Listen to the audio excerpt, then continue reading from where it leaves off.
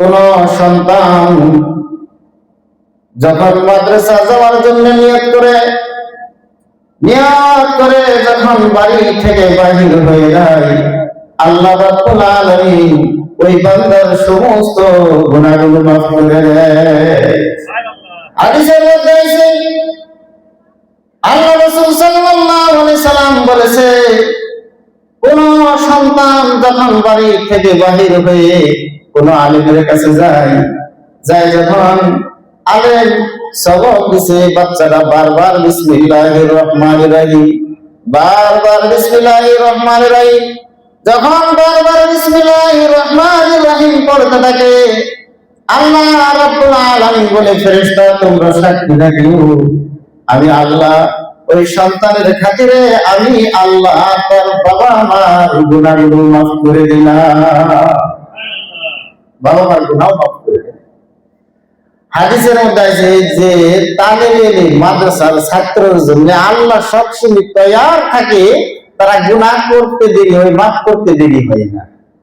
যে রাস্তা দিয়ে হেঁটে যায় আল্লাহ রহমতের ফেরেশতা তুলে পাথার ছেড়ে দেয়, যে তার পাওটা মাটিতে না পড়ে।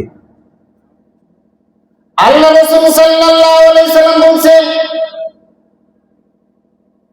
আল আলিমু আল মুতাআল্লিমু মাররা আলা কারিয়াতিন।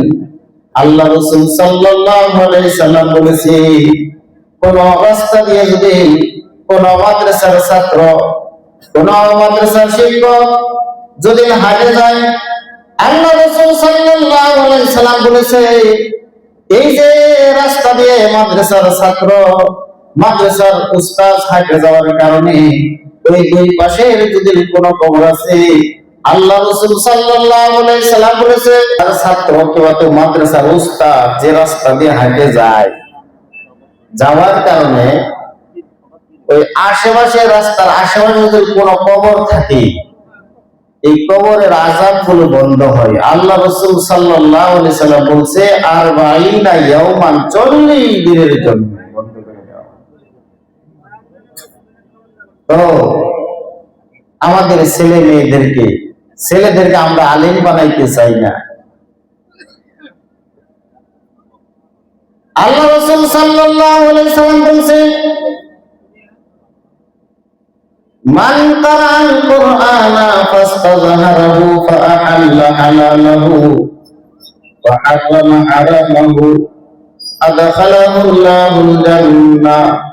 আল্লাহ রাসূল সাল্লাল্লাহু আলাইহি সাল্লাম বলেছে, কোন সন্তান যদি আল্লাহ রাব্বুল আলামিনের পবিত্র কোরআনে কারীম হিফজ করলো, মুখস্থ করলো, আর ওই কোরআনে কারীম পড়ার পরে হালালকে হালাল মানলো, হারামকে হারাম মানলো, কিয়ামতের দিন আল্লাহ রাব্বুল আলামিন ওই হাফিজে কোরআনকে কিয়ামতের দিন জান্নাতের মধ্যে দাখিল করাবে।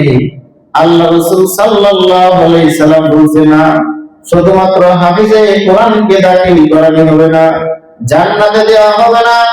আল্লাহ রাসূল সাল্লাল্লাহু আলাইহি সাল্লাম বলেছে, ওই হাফিজে কোরআনকে কিয়ামতের দিন তার হাতে 10টা টিকিট দেওয়া হবে, 10টা টিকিট দেওয়া হবে।